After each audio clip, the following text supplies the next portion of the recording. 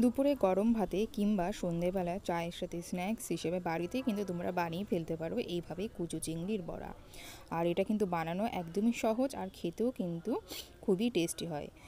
তো hello friends, welcome back to my channel. আজকে আমি তোমাদের সাথে শেয়ার করতে চলেছি এই কুচো চিংড়ির বড়া রেসিপি। তো চলো কিভাবে এই কুচো চিংড়ির বড়াটা আমি আজকে তৈরি করলাম সেটাই তোমাদের সাথে শেয়ার করব। তো ভিডিওটা স্কিপ না করে প্রথম থেকে শেষ পর্যন্ত দেখতে থাকো।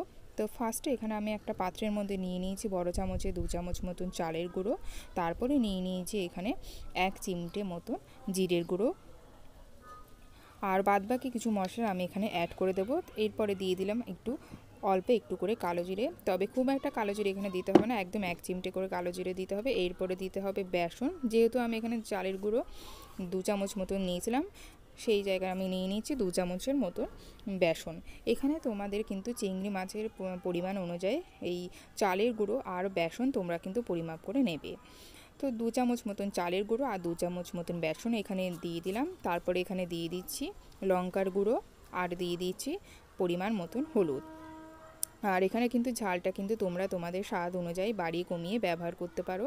তো 1 চিমটে মতন এখানে হলুদ আমি অ্যাড করে দিচ্ছি, খুব একটা বেশি হলুদ এখানে দেওয়ার প্রয়োজন নেই। এরপরে দিয়ে দেবো আমি স্বাদ মতন লবণ।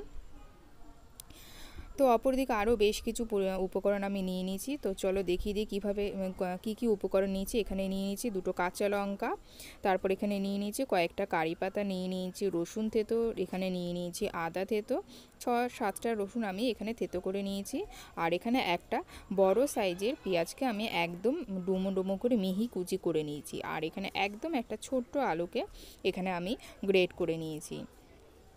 আর এখানে কিন্তু ঝালের মধ্যে কিন্তু আমি কাঁচা লঙ্কা আর শুকনো লঙ্কা দুটো এখানে অ্যাড করছি, তোমরা চাইলে যে কোনো একটা দিয়েও কিন্তু বানাতে পারো। এবার এই সমস্ত উপকরণগুলো যেখানে যে পাত্রের মধ্যে আমি চালের গুঁড়ো আর বেসন নিয়েছিলাম সেটার মধ্যে দিয়ে দেবো।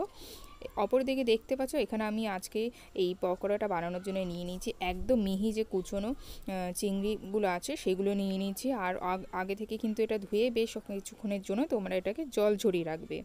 আর এরকম বড় চামচে প্রায় 3 চামচ মতন চিংড়ি মাছ কুচো আমি এর মধ্যে দিয়ে দিলাম। তো এবারে সমস্ত কিছু আলতো হাতে মাখিয়ে নিতে হবে, আর খুব একটা কিন্তু এটা কষলে মাখা যাবে না, তাহলে কিন্তু চিংড়ি মাছগুলো একদম গলে যাবে।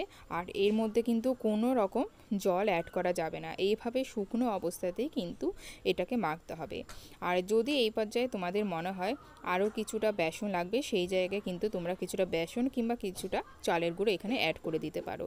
এবার এটাকে মেখে অল্প কিছুক্ষণের জন্য রেস্টে রেখে দেবো। তো প্রায় এটাকে আমি 10 মিনিট মতন রেস্টে রাখার পর কড়াই চাপিয়ে তার মধ্যে সাদা তেল দিয়ে গ্যাসের আঁচটাকে একদম লো টু মিডিয়ামে রেখে বড়াগুলো শেপে দিয়ে এইভাবে চিংড়ি মাছের বড়াগুলোকে আমি ভেজে নিচ্ছি। এবার এক পিঠ হয়ে যাওয়ার পর এটাকে আমি উল্টে দেবো। আর দেখতে পাচ্ছ, দেখে আশা করি তোমরা বুঝতে পারছো এটা কতটা ক্রিস্পি হয়েছে। তো একবার হলেও কিন্তু তোমরা বাড়িতে এইভাবে করে চিংড়ি মাছের বড়াগুলো বানিয়ে দেখতে পারো। আর দেখতে পাচ্ছ এই কালার কি সুন্দর এসছে।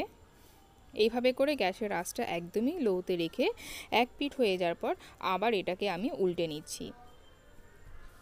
আর অবশ্যই করে এই সময় গ্যাসের আঁচটা কিন্তু লোতে রাখবে, নয়তো কিন্তু ভিতরে হয়ে যাবে, উপরে হয়ে যাবে, ভিতরটা কিন্তু কাঁচা থেকে যাবে। তো এইভাবে সমস্ত বড়াগুলো আমি ভেজে নেওয়ার পর এইভাবে করে একটা পাত্রে তুলে নিয়েছি। তো তোমরাও কিন্তু বাড়িতে এই একই প্রসেসে বানিয়ে নিতে পারো কুচো চিংড়ির বড়া, খেতে কিন্তু অসাধারণ লাগে। তো তোমাদের কেমন লাগলো আমার আজকের এই রেসিপিটা অবশ্যই করে কমেন্ট বক্সে জানিও। আমার ভিডিওটা তোমরা প্রথম থেকে দেখার জন্য তোমাদেরকে অসংখ্য ধন্যবাদ জানাই। তো বাড়িতে একবার হলেও তোমরা কিন্তু ট্রাই করো এই কুচো চিংড়ি, আর চেষ্টা করবে এই বড়ার জন্য একটু যে কুচো যে চিংড়ি মাছগুলো হয় সেগুলো নেওয়ার। তো যাই হোক, ভিডিওটা এখানেই শেষ করছি।